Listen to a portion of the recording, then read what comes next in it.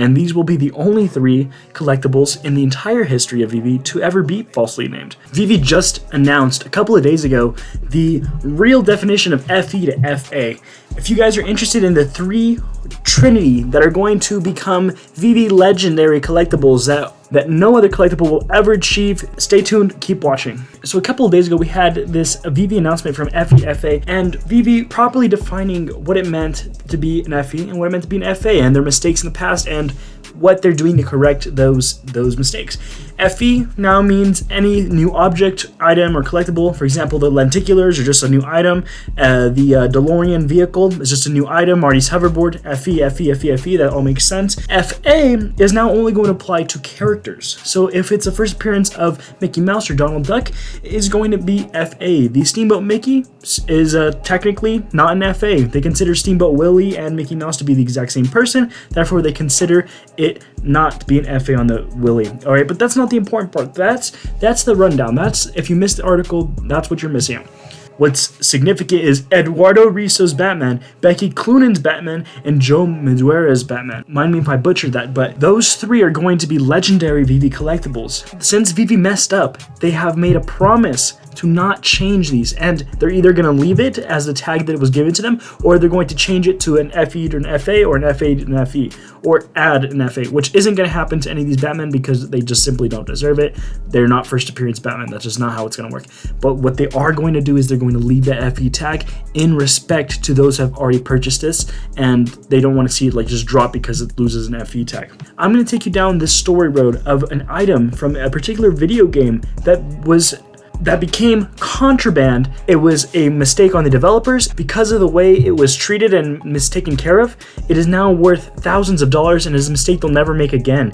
And it's something that no one is talking about yet in the Veve community, but if you are watching this video, you have an upper hand, and I recommend you hopping right on into those 3 collectibles. These 3 collectibles will be considered grails in a significant way that can't even be compared to the one and only Todd McFarlane.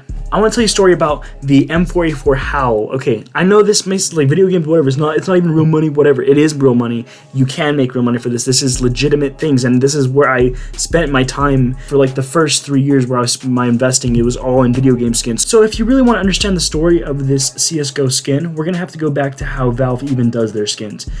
Community members will submit their pictures and their gun skins and just ideas to the community market, and which players will vote on them, and then they will be put into the game depending on whether or not the developers see it as a good fit skin. Under the circumstances that it does get into the game, the players receive a cash reward, and just because of that, that's a large incentive for you to want to do well. So this artist who created the M4A4 Howl used art from an artist that wasn't himself. So he stole this picture of this M4A4 Howl. People did like the skin. It was relatively popular and it did look cool. This is not exactly the same to the collectibles that I'm talking about today, but it is significant in a different sense. As soon as Valve found out that this was contraband, they didn't know how to handle it. But eventually they ended up putting the contraband tag. If you don't know, these gun skins, these item skins, they have different rarities. They go from common, uncommon, rare, legendary, whatever you want to call it, exotic items. No item had ever been lucky enough to receive this contraband item name before. Veve isn't going to do a contraband item name for these 3 Batman, but they're going to be falsely named for the rest of Veve history, and these will be the only 3 collectibles in the entire history of Veve to ever be falsely named.